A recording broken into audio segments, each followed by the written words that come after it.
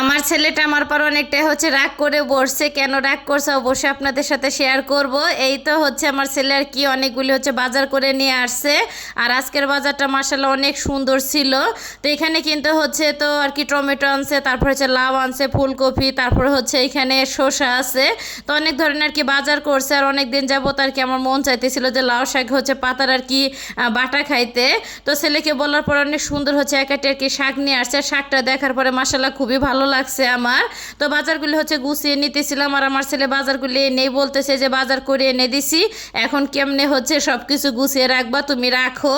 তো এই তো সব কিছু আর কি গুছিয়ে নিলাম আমি। আর লাউ শাকের শক্ত অংশ থেকে কিন্তু এই যে নরম অংশটা আমি আর কি বেছে নিছি। এখন সুন্দর করে আর কি আমি লাউ শাকগুলি আর কি বেছে নিব। আমি যেদিন আর কি বাজার করে বাসায় নিয়ে আসে ওদিন মনে হয় যে এক্সট্রা একটা আর কি ঝামেলা, সব কিছু গুছিয়ে রাখতে রাখতে অনেকটা আর কি সময় পার হয়ে যায়। যাই হোক, আসসালামু আলাইকুম, সবাই কেমন আছেন? আশা করি ভালো আছেন। আমি আল্লাহর রহমতে অনেকটা ভালো আছি। আর এই তো চলে আসলাম আর কি রান্নাঘরে। বাজার টাজার আর কি সব কিছু গুছিয়ে রেখে। আর মুরগি কিন্তু সাথে নিয়ে আসছে। তো ভিডিওতে আর দেখাই না, মুরগিটা কিন্তু সুন্দরভাবে কেটে পরিষ্কার করে নুন হলুদ মরিচ দিয়ে তো আর কি মেখে রাখছিলাম প্রায় আধা ঘন্টার মতন, যেহেতু আর কি হাতে সময় ছিল এর জন্য। আর ছেলেটা রাগ করছে আমার পার, যে আমার ছেলে যখন আর কি বাজারে যাবে তখন বলতেছিল আম্মু চলো আমার সাথে, দুজনে একসাথে আর কি বাজার করে নিয়ে আসি। যেহেতু আর কি মেয়ে স্কুলে গেছে, বাবুকে নিয়ে ওইরকম দেখা যেতেছে আর কি কোলে নিয়ে আমি হাঁটতে পারি না। এর জন্য বলছে যে তুমি একা যে আর কি বাজার করে নিয়ে আসো। এর জন্য ছেলেটা অনেকটা রাগ করছে আমার পার। আর আমার ছেলেটা মাশাআল্লাহ দিলে এক পাশ দিয়ে রাখতেও দেরি না, আর এক পাশ দিয়ে মনটা ভালো হইতেও আর কি দেরি হয় না। তো মাশাআল্লাহ দিলে অনেকটা আর কি ভালো। আর এদিকে কিন্তু মুরগির মাংসটা সুন্দরভাবে আমি লাল লাল করে ভেজে নিয়েছি। আর মুরগির মাংস কিন্তু ভাজতে যে পুরা রান্নাঘরে একদম তেল দিয়ে আর কি মেখে গেছে, সেটা তো দেখাইলাম আমি আপনাদের। আর এতে এখানে কিন্তু আর কি সরিষার তেলটা গরম হয়ে গেলে তো এখানে পেঁয়াজ রসুন কাঁচামরিচটা দিয়ে দিলাম। আর লাউ শাকগুলো এখন দিয়ে দিব আমি। আর লাউ শাকের পাতা কিন্তু বাটা অনেক মজা লাগে খেতে। লাউ শাকের যে সুন্দর একটা ঘিরান, ওই ঘিরানটা আমার কাছে অনেকটা ভালো লাগে। যাই হোক, তো একটুখানি লবণ দিয়ে কিন্তু ওই চুলা আর কি আমি বসাই দিছি। আর এদিকে কিন্তু তেলটা গরম হয়ে আসলে তেজপাতা গরম মশলাটা দিয়ে সুন্দর করে একটুখানি আর কি ভেজে নেওয়া হয়ে গেলে কিন্তু পেঁয়াজ কুচিটা আমি দিয়ে দিলাম। আর মুরগির মাংসটা একটু মাখা মাখা টাইপের আর কি আমি রান্না করব।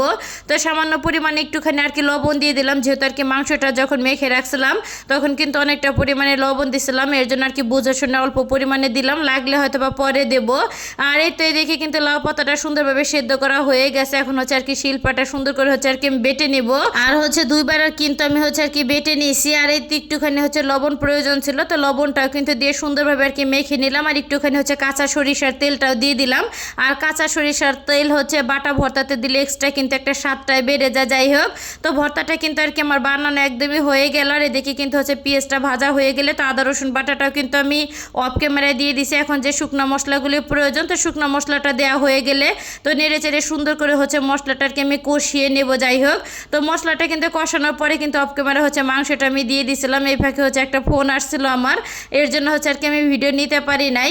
আর এই তো এখানে কিন্তু মাংসটা কষানো হয়ে গেলে ঝোলের জন্য পরিমাণ মতন পানি দিয়ে দিলাম। পানিটা দেওয়া হয়ে গেলে এখন কয়েকটা কাঁচামরিচ দিয়ে দেবো। কাঁচামরিচটা দেওয়া হয়ে গেলে এখন ঢাকনা দিয়ে ঢেকে তো বেশ কিছুক্ষণ কিন্তু আমি রান্না করে নেব, একদম ঝোলটা আর কি গাঢ় হওয়া পর্যন্ত।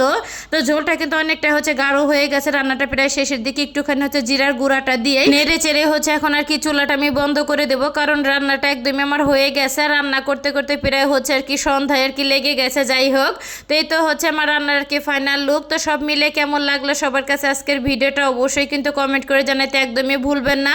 তো ভিডিওটা আমি এইখানে শেষ করলাম। সবাই ভালো থাকবেন, সুস্থ থাকবেন, দেখা হবে পরবর্তী কোনো ভিডিওতে। আল্লাহ হাফেজ।